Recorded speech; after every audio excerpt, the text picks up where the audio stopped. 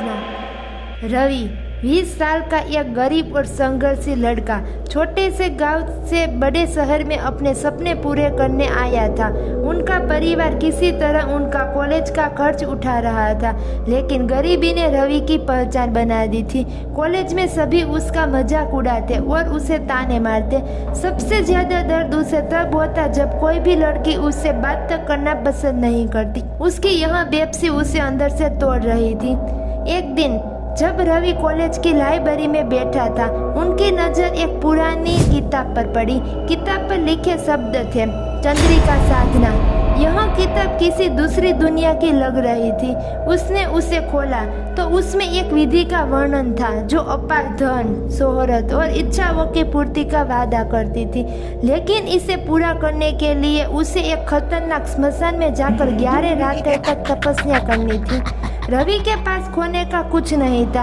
उसने तुरंत यह रहस्यमय विधि को आजमाने का निर्णय लिया।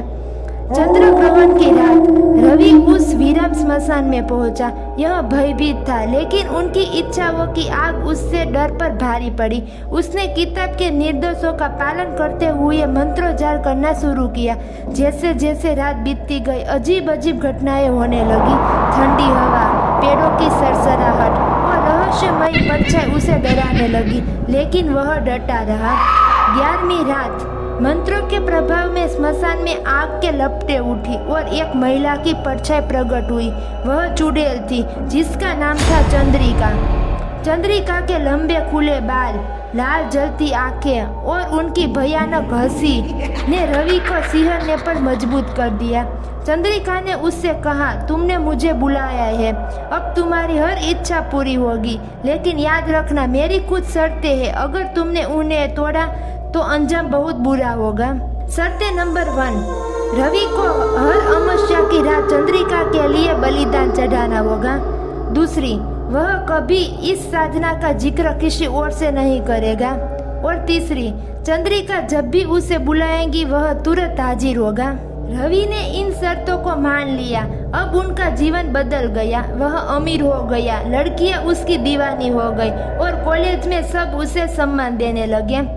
कुछ महीने तक सब कुछ ठीक चला, लेकिन जैसे जैसे रवि की जिंदगी बेहतर होने गई, उसने चंद्रिका की शर्तों को हल्के में लेने शुरू कर दिया।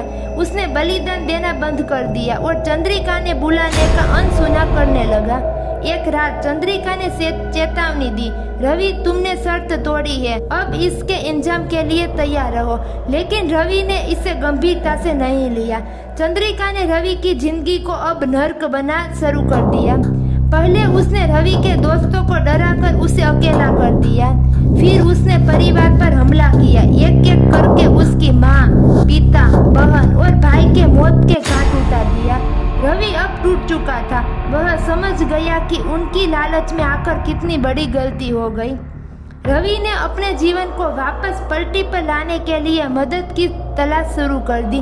वह शहर में बाहरी इलाके में एक तांत्रिक बाबा के पास पहुंचा।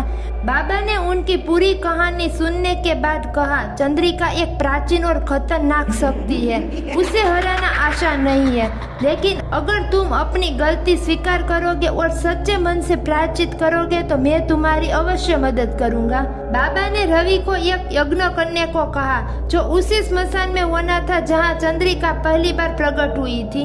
यज्ञ के दौरान चंद्रिका फिर से प्रकट हुई। उनकी लाल आंखें क्रोध से जल रही थी।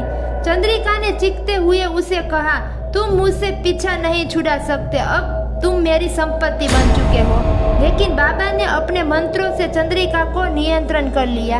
उन्होंने उसे उसी स्मशान में वापस कैद किया जहां पर चंद्रिका आई थी। यज्ञ समाप्त होते ही चंद्रिका गायब हो गई।